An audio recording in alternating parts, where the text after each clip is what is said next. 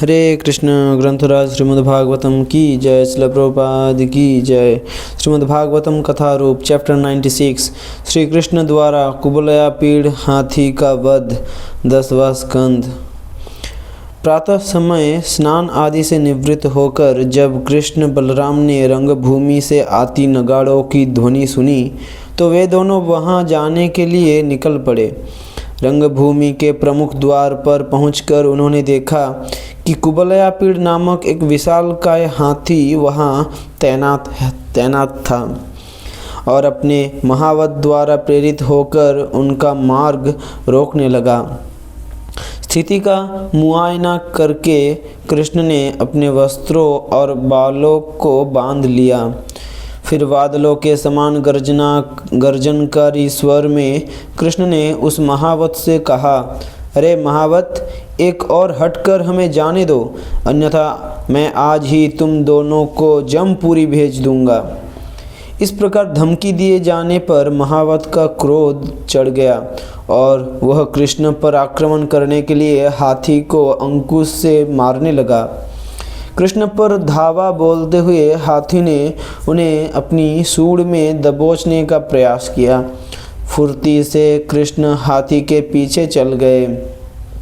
कृष्ण को ना देख पाने के कारण कुबलयापीड़ आग बबूला हो उठा और सूंघ सूंघ कर उन्हें खोजने का प्रयास करने लगा। भगवान कृष्ण ने उस शक्तिशाली हाथी को पूंछ से पकड़ा और खेल खेल में इधर उधर घिसकाते हुए लगभग 100 हाथ पीछे घसीट लाए।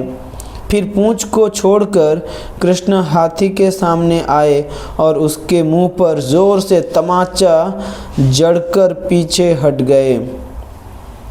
जैसे ही कुबलयापीड़ कृष्ण को पकड़ने के लिए दौड़ा, कृष्ण लेटकर उसके पैरों के बीच में जा घुसे और उसे पलटी देकर गिरा दिया।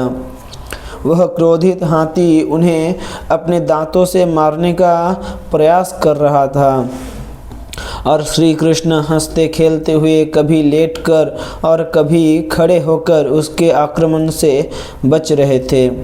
हताश कुबलयापीड़ गुस्से से पागल हो उठा और उसका महावत उसके शरीर में अंकुश गोदकर बार बार उकसाने लगा।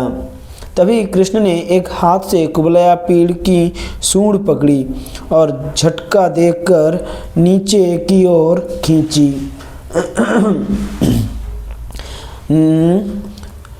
तभी कृष्ण ने एक हाथ से कुबलयापीड़ की सूंड पकड़ी और झटका देकर नीचे की ओर खींची, जिससे उसका महावत गिर पड़ा।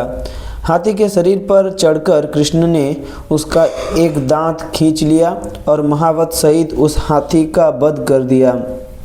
अपने कंधे पर हाथी के दांत को उठाकर कृष्ण अत्यंत आनंदित हो रंगभूमि में प्रविष्ट हुए। मृत हाथी के रक्त तथा अपने पसीने की बूंदों से सुशोभित श्री कृष्ण अत्यंत सुंदर लग रहे थे। अपने बड़े भाई के साथ रंगभूमि में प्रवेश करते ही अलग अलग लोगों ने उन्हें अलग अलग भाव से देखा। पहलवानों ने उन्हें वज्र के समान, मथुरा के पुरुषों ने उन्हें पुरुष शिरोमणि के समान तथा स्त्रियों ने उन्हें प्रत्यक्ष कामदेव के रूप में देखा। वृंदावन के गोपों ने उन्हें अपने परिजन के रूप में, दुष्ट राजाओं ने उन्हें दंडकर्ता के रूप में तथा उनके माता पिता ने उन्हें अपने पुत्र के रूप में देखा।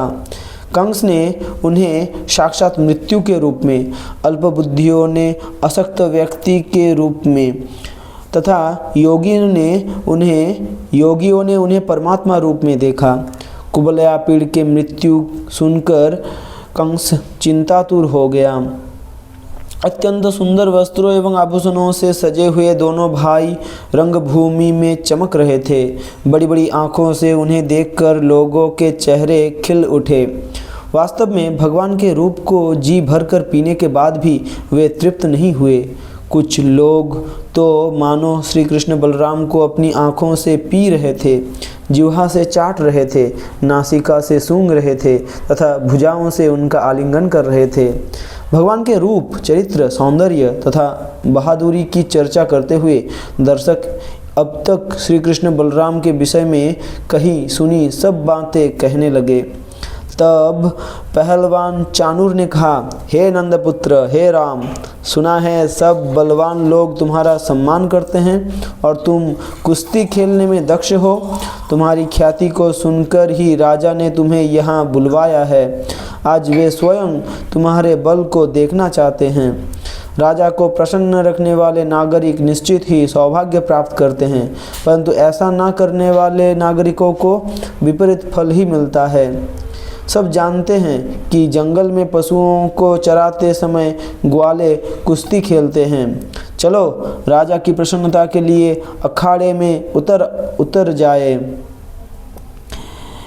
श्री कृष्ण ने कहा, हम सब ग्वाले भोजराज कंस की प्रजा हैं और उन्हें प्रसन्न करना हमारा कर्तव्य है, परंतु हम तो मात्र बालक हैं और समान बल वाले व्यक्ति के साथ हमारी टक्कर होनी चाहिए।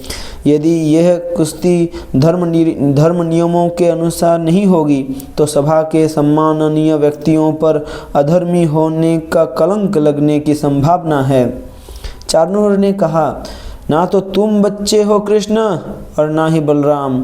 तुमने खेल खेल में उस हाथी को मार डाला है जिसमें 1000 सामान्य हाथियों का बल था। इसलिए हमारे साथ कुश्ती खेलने में कुछ भी अधर्म तथा अनुचित बात नहीं है। आओ तुम मेरे साथ लड़ो और बलराम मुष्टिक के साथ लड़ेगा।